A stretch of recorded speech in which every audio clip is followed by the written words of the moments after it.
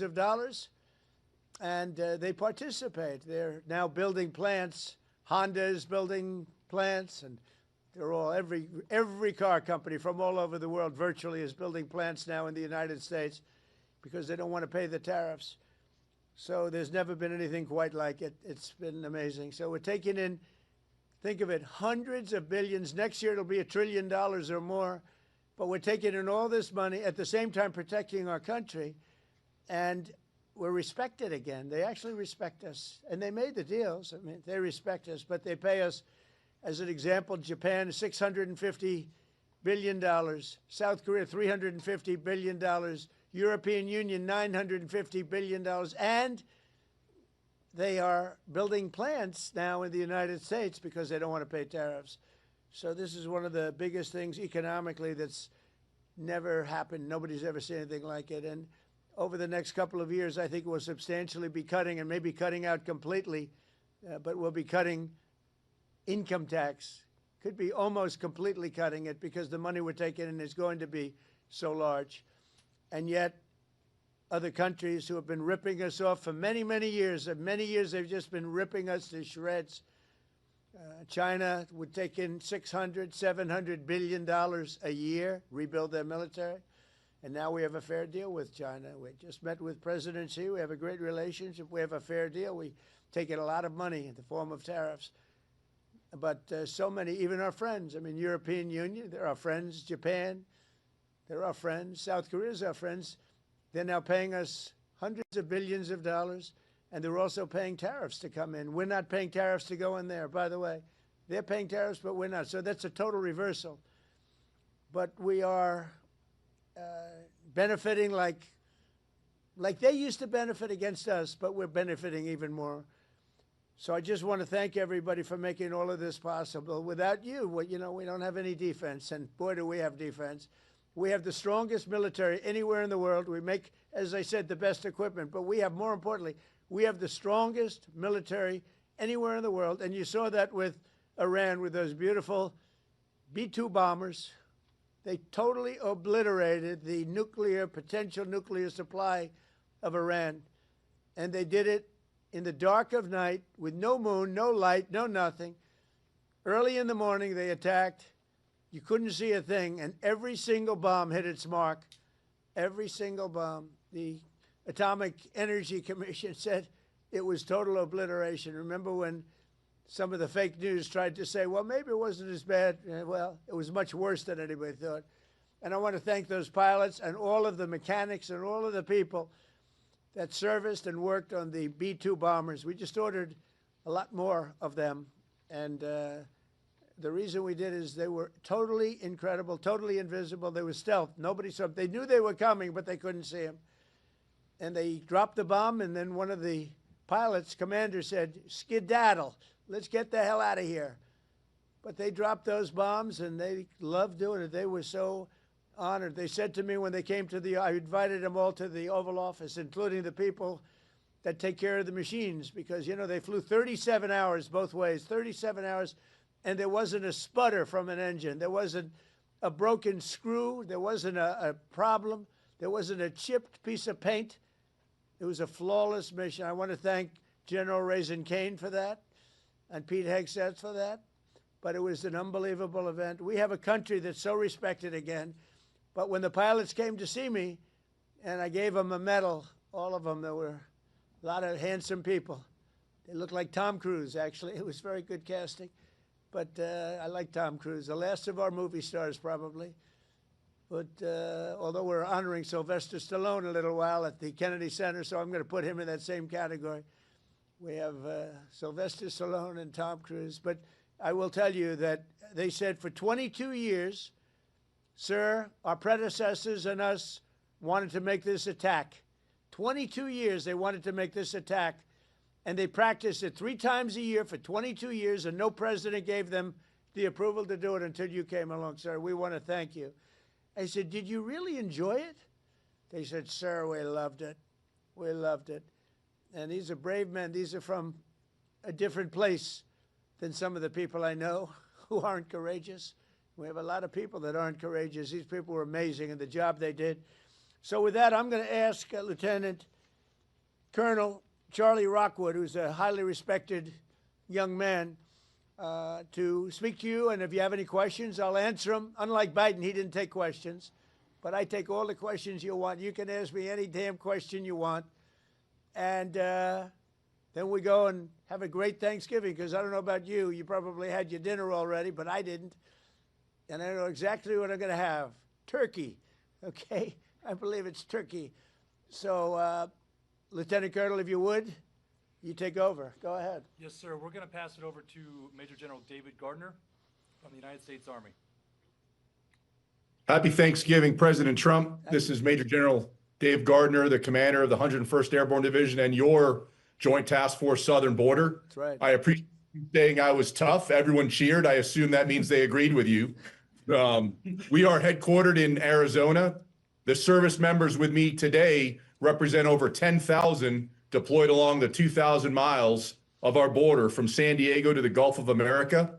We support Customs and Border Protection, U.S. Border Patrol, and as you said, Mr. President, illegal aliens entering our country is at a historic low thanks to our collective efforts. That's right. On the screen behind me, you may be able to see some of the images of us patrolling, reinforcing the border wall, and we're doing that 24 hours a day, 7 days a week, including today, Thanksgiving.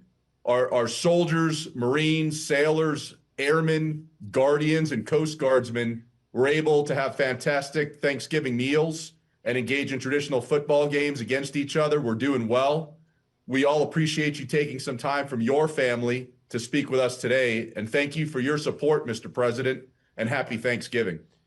Well, David, thank you very much. And one thing you said in the question or statement, probably, I like a statement even better than a question, but I like that because you appreciate what we're all doing together. We're partners. But you said the Gulf of America. And there's a thing that for actually 350 years, 100 years older than us, Mexico, it was called Gulf of Mexico. And I would say to myself, why are we calling it Gulf of Mexico when we have 92% of the frontage and they have, I'm a real estate person at heart, and they have 8%. And I made that change, and it was amazing. It took literally a matter of hours, and it was done. And nobody even, very rarely did they complain. We beat AP, Associated Press, very badly in a lawsuit. You know, they tried to get it stopped because they're not good Americans. I mean, who would want that stopped? But we beat them, as you saw, we beat them very badly in a lawsuit. But other than that, I mean, we had no complaints, and everybody's happy with it except Mexico. I wouldn't say they're thrilled, but they'll get over it. But we now have the Gulf of America, David, the Gulf of, isn't that great? And I'm very proud of it every time I see it. And now it's spoken of routinely. I saw it before. There was some event taking place down by Louisiana, and they said, we're here at the Gulf of America. And they're just talking about it like routinely now. They're not saying like Gulf of America and smiling. It's just routine. It's called now the Gulf of America. So I'm actually very glad you brought it up. That's another one of our many achievements. So thank you very much. Appreciate it. Yes, sir. Thank you, Mr. President. Great job. Please. Sir, before we go on, do you have any questions for the President? Yes, Mr. President, this is Sergeant Major Anderson. I do have one question, sir. Yes, sir. If you were to place a wager between the Army and Navy football game, who would you put your money on, sir? You know, David, I think you should dock him. That's a terrible question. That's how he'll get me in so much trouble. But I'll tell you what I will do. I'll be going, you know, you have one of those teams is having a spectacular year, and one of them, they're both doing well. But I'll be at the game, and I'm going to let you know right after the game who's going to win. It's going to be a good game, and you're going to be watching it. I'd love it. That's a place where we get a lot of cheers when we go in. You know, we won the military vote in the largest number ever gotten by a president, by far, despite the lies that they said about me. You know, they make up stories of lies. They're disgusting people. But we won the military by the biggest vote in the history of our election. So I like the military, but I like the Navy, and I like the Army a lot. And I'm going to be at the game, and I don't know if you're going to be there. You're pretty far away, but we'll be thinking about you. I'll be thinking about that wise guy question you just asked me. Thank you very much. Thank you. All right, sir. With that, we're going to go over to Major Ross Gilcrease from the United States Marine Corps. Good evening, Mr. President. The Marines and sailors in this room from Battalion Landing Team 36 are ready, capable, and lethal to support readiness and lethality in support of Operation Southern Spear. We're here in Camp Santiago, Puerto Rico, conducting sustainment training, and recently we conducted a mobile training team employing first-person view attack drones, conducting 2 day strikes and the first ever 3 night strikes in the history of the Department of War. This represents a milestone in our combat lethality, increasing the capability of the Marine Corps and the Joint Service. Soon, we're going to prepare to support counter-narcotics operations in the ground, maritime, and air domains and respond to crisis and contingency operations to provide you options, Mr. President, in support of national security objectives to protect our homeland. Marines and sailors of BLT 36, the Hellhounds, are ready. We're the first to fight and at the tip of the spear as an expeditionary force in readiness. Thank you for your support, Mr. President. Semper Fidelis. Happy Thanksgiving. Well, thank you, Ross, and you people are just amazing. You do a fantastic. I knew every move and every single thing you said. I know exactly what you did and who did it, and I want to just thank you. You were amazing. And Border Patrol and all of the people here, you know, Border Patrol, every single one of them. These are great people. ICE. You know, ICE gets not the credit they deserve. They are unbelievable, tough, smart, and they're unbelievable patriots. So, Ross, thank you very much. You really have done a great job. We appreciate. We love working with you. Thank you. Thank Ross, you, Mr. before we President. go over to the Navy, do you have any questions for the President?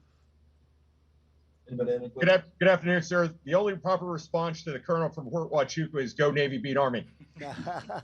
Okay, I got to remember that. Thank you very much. They're going to have a great Sir. game. Thank you very much. All right, sir. With Yes, that, sir. we're going to move over to Captain Chris Farraker from the United States Navy. Okay.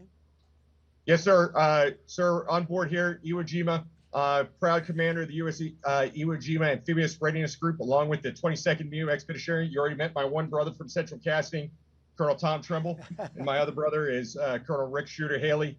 Behind me is a few of the men and women who comprise the 10,000 sailors and Marines of our Iwo ARG team, who are currently conducting maritime patrols against narcos in the Caribbean in defense of the homeland. Yes, sir. As you know, that we have also, besides the missions that you know about, sir, we also reinforce the embassy in Haiti. We're getting engaged on a routine basis, both receiving fire from some of those gang members and returning fire, defending that embassy. We've also opened up operations down here in the South, conducting expeditionary advanced base operations at Roosevelt Roads, where Major Ross Gilcrease and the team are currently training. We've also done, as you mentioned, Mr. President, humanitarian support to Jamaica. We're proud to be part of this Navy Marine Corps team and be part of the defense of the homeland, sir. Thank you. Thank you very much. And really great job. Would anybody Sir, I'd in like to the... say more. Yes, go one ahead, more- please. The First Lady came down to North Carolina Right. last week and visited the Marines and Sailors Camp Lejeune, and my wife and my daughter and my 2 sons were able to meet the First Lady That's right. and get a picture with her. She was truly gracious, and we really appreciate the time that she spent with the Marines and Sailors. That meant a whole lot to a whole lot of people down in North Carolina, sir. Well, thank you very much. And she had enjoyed it, and she mentioned that, meeting your family. And she said those people are in good shape. They're in very good shape. I don't know if she's referring to me when she says that, because I don't know. That could be a little slight. But she was very impressed with everything she saw. Thank you very much. Sir, before we go to the Navy, Captain Farraker, do you guys have any questions for the President? I do have one selfish one, sir. My daughter's 9th birthday is here in a few days. I was wondering if I could get a happy birthday, Catherine, from you, sir. And her first name is? Catherine, sir. Well, Catherine, you have a father who's a great hero and a great man and highly respected. Happy birthday, and take good care of him. Thank you, Thank you, sir. much. Appreciate it. Say hello to her. All right, Anybody back there have a question? I think that's it from us here, sir. Again, appreciate your time and happy Thanksgiving to you and your Happy family. Thanksgiving, sir. Thank you all very much. Great. Have a great Thanksgiving. Thank you. Sir, with that, we're going to go over to Colonel Seth Spanier from the United States Air Force. Happy Thanksgiving, Mr. President. I'm Colonel Seth Spanier, 7th Bomb Wing Commander. And here with me I have Lieutenant Colonel Brian Guyette, our 28th Bomb Squadron Commander, and Major Joseph Spada, our 28th Bomber Generation Squadron Commander. and we're here representing the 4,000 men and women stationed at Dyess Air Force Base in Texas, employing the mighty B-1. Good evening, sir. The Bomb Wing hosts multiple B-1 squadrons that are responsible for everything from training the world's best combat aviators to operational tests, in addition to projecting strength and lethality across the globe. Recently, the Bomb Wings Combat Squadron was forward deployed to the Indo-Pacific, and the men and women that you see behind me were part of the 28th Bomb Squadron and fellow squadrons that executed operations in the Caribbean, and were responsible for demonstrating the latent combat capability of the training squadron, in addition to projecting credibility into the Caribbean on behalf of the long-range strike platform, the B-1B. Well, It thank is you currently very off much. station at Nellis Air Force Base, Nevada. Thank you very much. And I don't know if you know, we have more planes on order in terms of dollars and planes itself, and they have a new one, the F-47, and I didn't name that. It was named F-47. They think I named it. I didn't. They surprised me, but I hear it's stage 6, and it's at a level that nobody's ever seen before. But we have more planes on order right now and things in the works than we've ever had. So from the Air Force's standpoint, I know you know exactly what's on order because we dealt with you and what you like. But we've never had so many planes being built at one time, and we're reinvigorating everything. I know the F-35 has been very good, and we're working on some maintenance issues to get some of them back sooner, as you know, because some of them are out, and rather than having them sit there, we're getting them fixed. Should have happened a long time ago. But we've never been in the position where we've ordered so many, and I think the Air Force has to be very happy about that. Yes, sir, absolutely. Good, thank you. And if you have any questions, please go ahead from your group. Good evening, Mr. President, and happy Thanksgiving. I'm Thank you. Senior Airman Laurent. I'm an intel analyst at the 28th Bomb Squadron. My question for you today is, what is the most memorable obstacle or hardship that you've encountered in your life, and how did this shape you to be the leader you are today? Wow, that's an interesting question.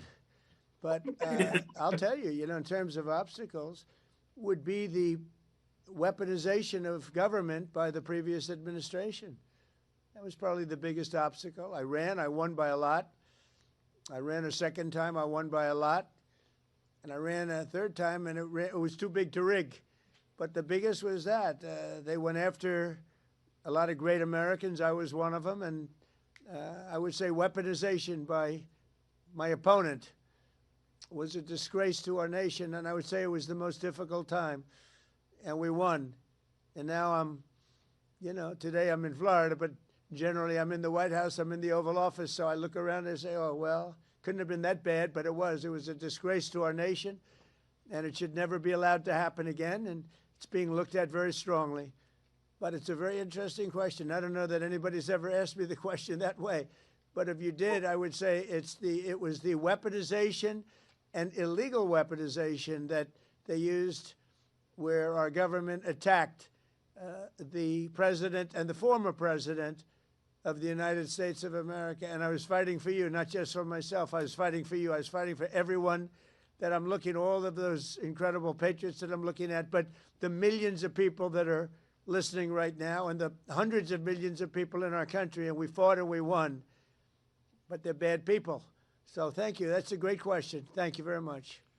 Thank you, sir. Sir, with that, Sir, one last one. If you could throw Yes. up CHOP, it's our to the Mohawks. That's our squadron motto, CHOP. Oh, good. I love it. Chop. See, we're not allowed to do that anymore. We're not allowed. You're not allowed to use the word Indian anymore. The only one that wants you to are the Indians, all right? I don't think you should ever change. I will never tell you to change, all right? It's great. And they're very proud of it, too, by the way. Thank you all very much. Thank you. Sir, we're going to turn over to Captain Ryan Weber from the Space Force. Okay. Good evening, Mr. President. My name is Captain Ryan Weber, and I'm the commander of the 18th Space Defense Combat Squadron. Today with me, I have Delta Crew. They're working the holiday swing shift right now, which is led by Lieutenant Cunningham and Sergeant Jackson. We also have 5 orbital analysts with us today. Our mission here at the 18th is space domain awareness, tracking everything to, in, and from space, whether that's a launch, satellite reentry, or maintaining the catalog of 48,000 objects in space. It's been a historical year for 2025. We've had over 273 space launches to this year, 174 of those being from the US. And we're just grateful for our newly operationally accepted system to lead the way for the world in space domain awareness. Well, I know all about it because that was my baby, Space Force. So I Yes, can't sir. say I have any favorites because I don't want to do that. But I'll tell you, I have a real love for Space Force. And as you know, I did that. We put some very good people in because we were losing to China and Russia substantially. And now we're leading China and Russia substantially. And as you know, Biden came in, he wanted to terminate Space Force. He thought it was funny. He thought it was so funny. The military didn't think it was funny. And he was met with a great force. And the force said, you're not doing this. But I think it's going to go down as one of our most important, it's as technology goes. The things we're doing now in space are unbelievable. And I think it'll be one of the truly great things that this administration did. I did it in my last term. But we really had great people there. And we're dominating space now. We're dominating it. We were losing it to both China and Russia at the time. We had no Space Force. And so we created this incredible group of people. They came together and they created something very special. And I'm very proud of all of you for being involved. It's going to be one of the most important things I think that I've ever done. Thank you. Ryan, before we Thank move on you, to the sir. Coast Guard, does anybody from your team have a question for the president? The one question I would have, sir, is what do you see for the future for the Space Force? How do you expect it to grow as we build out as a branch? Yeah, I just think it's unlimited. I think it's, in terms of technology, in terms of, the others have been here for a long time. And Air Force has been, and I could have left it in the Air Force, but I really thought it should have its own identity. And it works closely with the Air Force. But you wouldn't have had your own identity, and I don't think it was working doing it that way. So we created, because of the importance, we created Space Force. And I think it's got unlimited growth potential, and maybe at a faster level than others because they have been here. They've seeded and they're doing great. But you're a seedling. You're just at the beginning of your powers. It's going to be unlimited future. Really, I feel that. Now, I think you agree with that. But it's going to be unlimited future. And thank you all for being involved. Very proud of you. Thank you. Thank you, sir. On behalf of the 18th, thank you for your support and happy Thanksgiving. Well, you have my support totally. And you too. Happy Thanksgiving. Thank you very much. Sir, to round it out, we're going to go over to Lieutenant Commander Alex Wild, United States Coast Guard. Good evening, Mr. President. Lieutenant Commander Alex Wild, Commanding Officer of Coast Guard Cutter Force Red Narrow. We're currently patrolling the southwest border off of the coast of California in support of Operation Border Trident to protect the maritime boundary. With a crew of 25, our fast response cutter has contributed to mission success in securing the border, as you mentioned. Last month alone, we had 3 at-sea interdictions and apprehended 45 illegal aliens. I'd like to recognize to my right the boarding team and pursuit team from our most recent interdiction.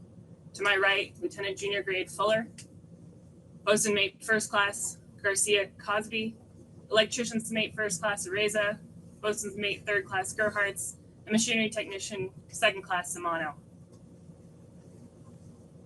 We've had a real nice day, as you said. It's been pretty quiet on the water, to be honest. Our 2 culinary specialists gave us a real treat today for Thanksgiving by smoking 2 turkeys. And this evening, we'll be trying to have some trivia here on the mess deck. We're truly grateful for this opportunity to speak with you today. Thank you very much. Thank you. I've loved the Coast Guard for a long time, and more than anything else, all the lives you saved in Texas and various places, all of these places that got hit by the hurricanes and all of the different, the storms, the big water storms, as they call them, but mostly hurricanes. The jobs you do, the way you go into those seas, I wouldn't want to do it. You want to do it, but I wouldn't want to do it. And I just want to thank you for that. As you know, we've ordered a lot of Coast Guard cutters, brand new, beautiful, the best machines in the world, the fastest, the best maneuverability. They tell me. I said, how's the speed and the maneuverability? I'm a looks person. I wanted the hull to be perfect. I sort of redesigned the hull a little bit, the hulls, but we ordered a lot, and we're ordering icebreakers too that you're going to be in charge of. We have 11 of them being built right now. We had none. We only have one in the whole country. Russia has 48, and we have one, and that's just ridiculous. So we're doing them in conjunction with Finland and some other people. And they make the big, they're known as the people that do, I guess, 90% of the icebreakers, so they have a great expertise. But we're doing them also as a joint venture where they're going to be built in this country, and they've already started. So we've ordered 11. You were going to build one, and the one was going to cost almost as much as the 11. And every one of the 11 is much better than the one. So that didn't sound like a good deal. So you know exactly what you're getting. You're getting the best icebreakers in the world, the top of the line, and they're going to be delivered very soon, actually. They're moving along very quickly. They're building them. And you'll end up with 11, but before we even start that, we're going to end up doing another 11 pretty soon. So you're going to have a lot of icebreakers pretty soon, which is very important, I assume. Is that important for the Coast Guard? Because if it's not, I'll cancel the order immediately. Very important. Yes. Okay, good. Good, then I won't cancel the order.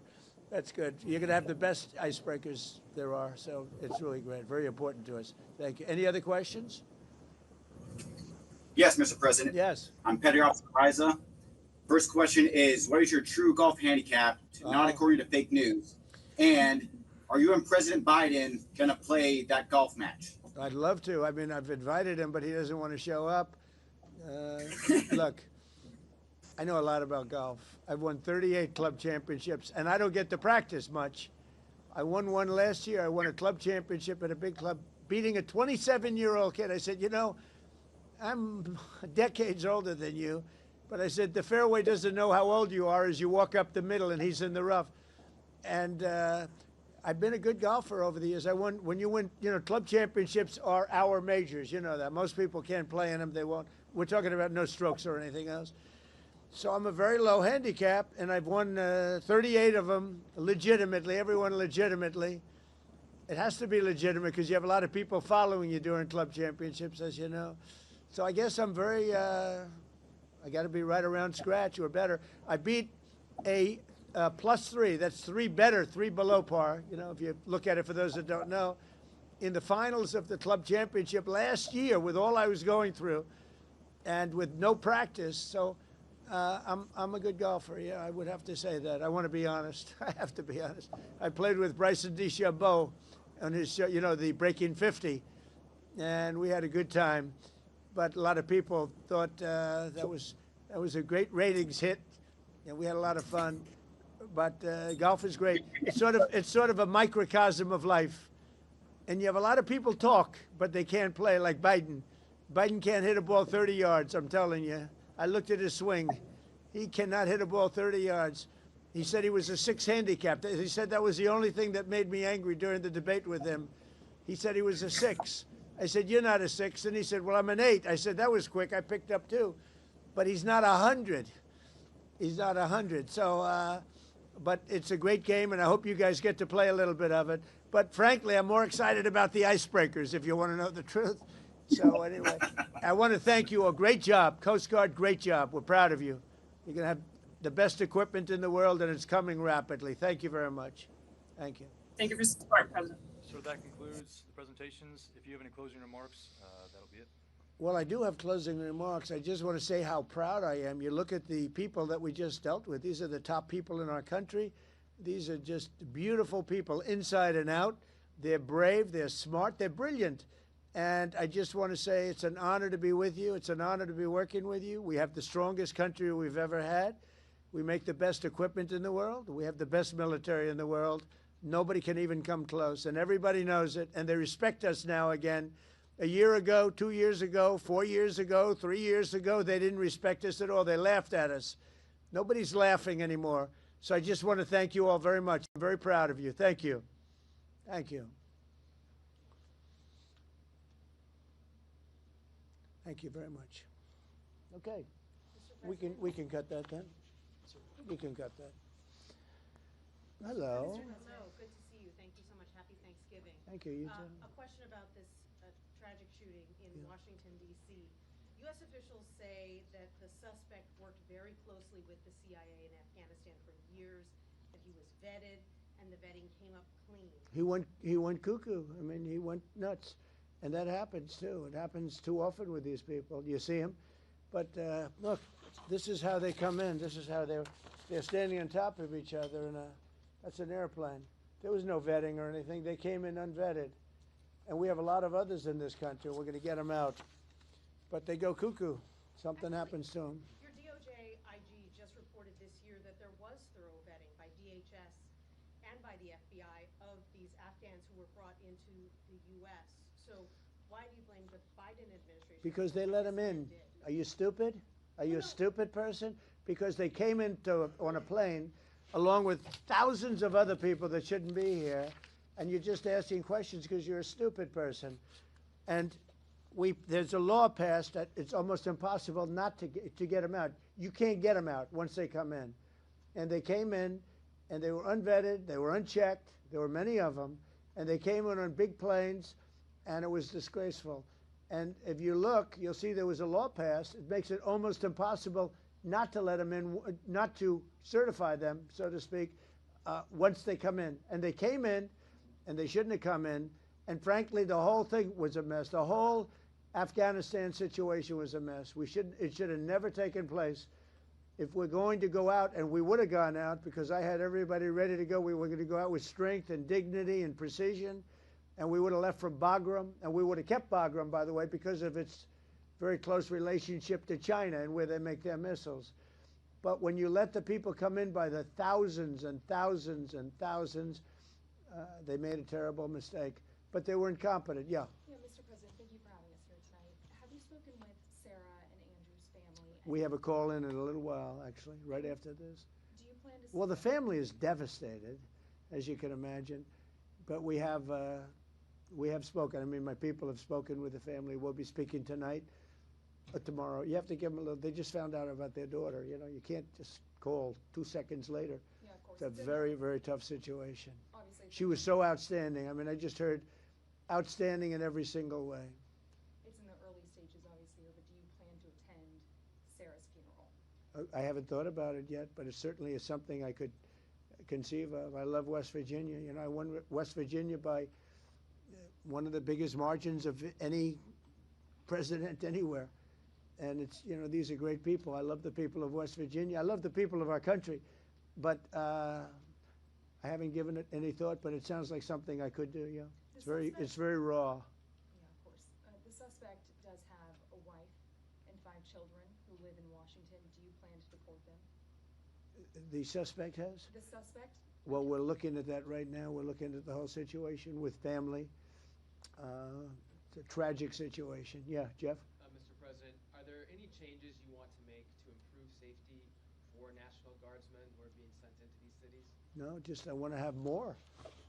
As you know, we're sending 500 more. We had very little crime in Washington now for, you know, many months. Record-setting low crime, and this happened. And I don't know how you put this on the scale of that. This is sort of different. This is a terrorism threat, and this was done because they're so effective. If they weren't effective, you probably wouldn't have had this done. But this was done because the National Guard has been so effective. You know, you went from having a tremendous amount of crime and death, killing, everything else, to having none. And this happened, I assume, because it was so effective. And maybe this man was upset because he couldn't practice crime. Who knows what his motivation was? But what he did was horrible. And you've made changes for Afghanis' ability to apply for asylum. Do you blame all Afghans for this one man's No, but we've had a lot of problems with Afghans because they had a lot of them coming in on these planes. Again, I show you this picture. We had a lot of them coming in on these planes that are, look at them. There was no check-in. They just poured into the plane.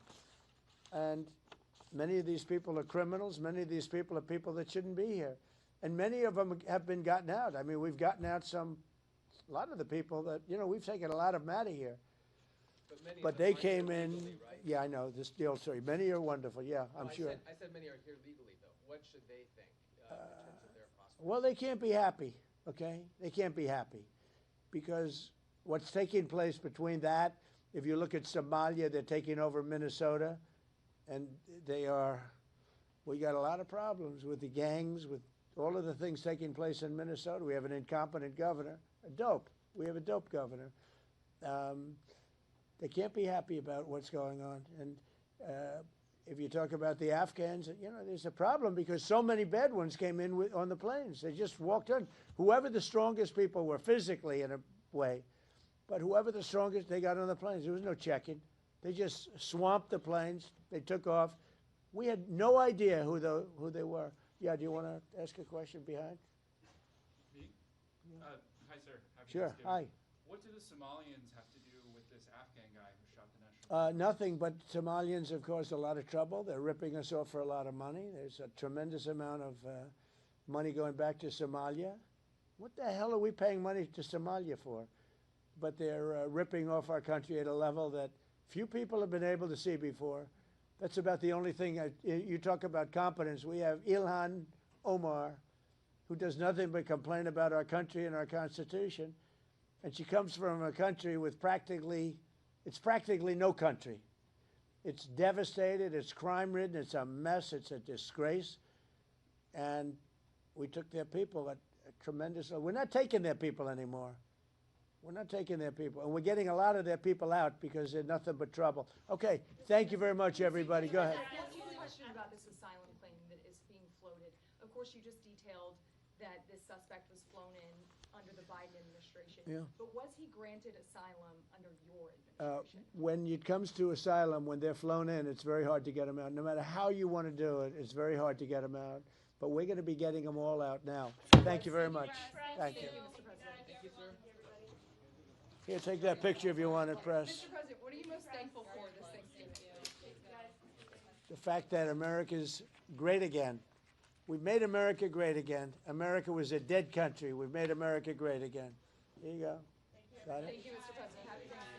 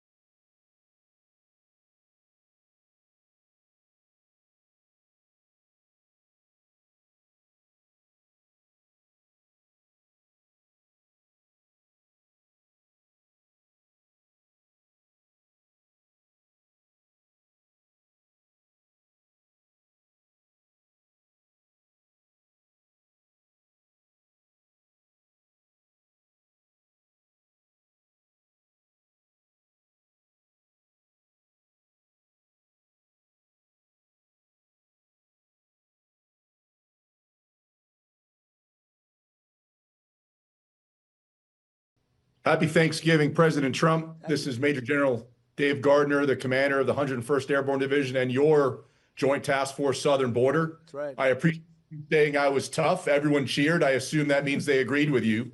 We are headquartered in Arizona. The service members with me today represent over 10,000 deployed along the 2,000 miles of our border from San Diego to the Gulf of America.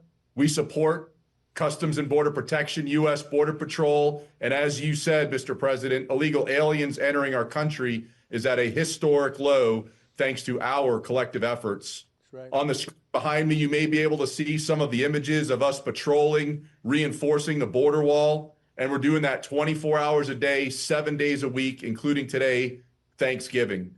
Our soldiers, Marines, sailors, airmen, guardians, and Coast Guardsmen were able to have fantastic Thanksgiving meals and engage in traditional football games against each other. We're doing well.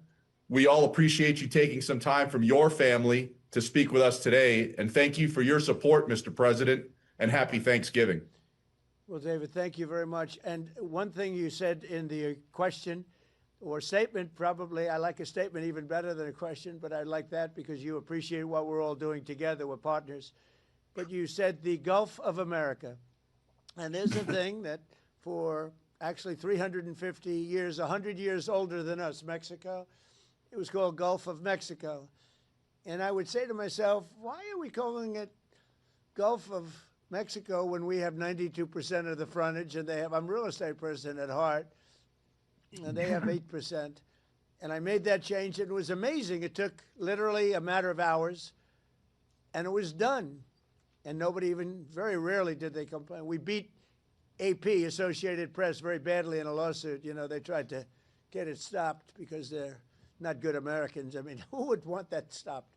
But we beat them, as you saw, we beat them very badly in a lawsuit.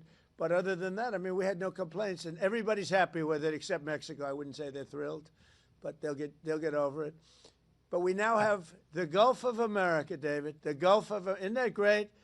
And I'm very proud of it every time I see it. And now it's spoken of routinely. I saw it before. There was some event taking place down by Louisiana, and they said, we're here at the Gulf of America. And they're just talking about it like routinely now. They're not saying like Gulf of America and smiling. It's just routine. It's called now the Gulf of America. So I'm actually very glad you brought it up. That's another one of our many achievements. So thank you very much. Appreciate it. Yes, sir. Thank you, Mr. President. Great job. Please. Sir, before we go on, do you have any questions for the president? The U.S. military, and to wish all of you a very happy Thanksgiving. Before we begin, I want to express the anguish and the horror of our entire nation at the terrorist attack yesterday in our nation's capital, in which a savage monster gunned down 2 service members in the West Virginia National Guard who were deployed as part of the D.C. task force, which has done such an incredible job. I mean, until yesterday, we literally had no incidents for many months. It was the safest place imaginable, and this is a different kind of crime. This is a really bad crime. Millions of Americans are praying for those heroes and their families, and I must unfortunately tell you that just seconds before I went on, right now, I heard that Sarah Beckstrom of West Virginia, one of the guardsmen that we're talking about, highly respected, young, magnificent person, started service in June of 2023, outstanding in every way. She's just passed away. She's no longer with us. She's looking down at us right now. Her parents are with her. It's just happened. She was savagely attacked. She's dead. She's not with us. Incredible person. Outstanding in every single way, in every department. That's horrible. As you know, the other young man is fighting for his life. He's in very bad shape. He's fighting for his life, and hopefully we'll get better news with respect to him. And the monster that did this is also in serious condition. But we won't even talk about him. As you may know, DHS has confirmed that the suspect is an Afghan national flown here by the previous administration, who was such a bad administration. And I have a picture of a plane. This is what it looked like when they came in. It was total bedlam. Do you remember that period of time? Total bedlam. People crammed onto the plane.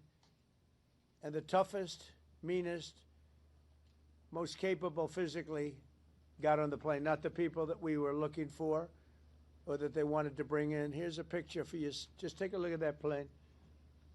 Standing on top of each other and sitting on top of each other. This is what we had under the Biden administration. That whole thing should have never, ever happened. They should have left from a different base. They should have left from Bagram, as you know, and it would have been a much different story. But they didn't do that, and this was just a rout, just a terrible situation.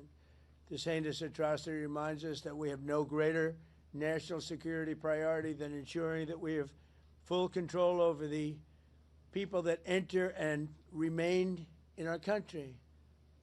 For the most part, we don't want them. They come in illegally. They have a lot of problems. Their countries force them in because their countries are smart. They don't want them.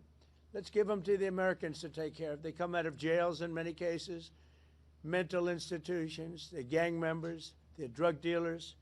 We don't want them. Many of the service members on this call today are engaged in crucial aspects of that mission. And to each and every one of you, I just want to thank you so much. Incredible people. You make this sacrifice like few others understand. A lot of them don't even understand it. And you're keeping America safe and free. Our military is strong. In my first term, I rebuilt our military, all aspects of our military.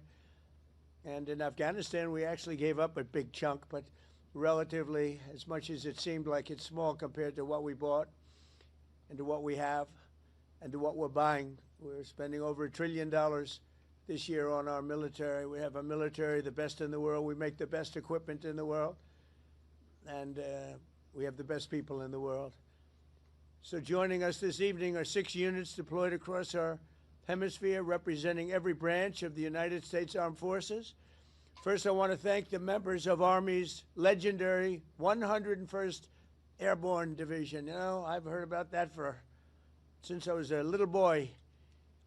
The Screaming Eagles, calling in from Fort Huachuca, Arizona, and you're led by Major General David Gardner, a real tough cookie and great general. I appreciate it, General Gardner.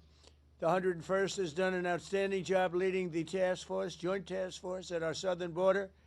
I mean, we have nobody coming in.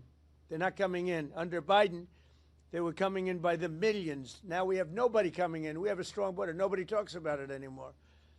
I'm not giving credit for anything, just like you guys are not giving credit for anything. We do the greatest job, but that's all right. They don't talk about the border anymore because you know why? Nobody comes in. We had 9 months now where we had nobody coming in, zero.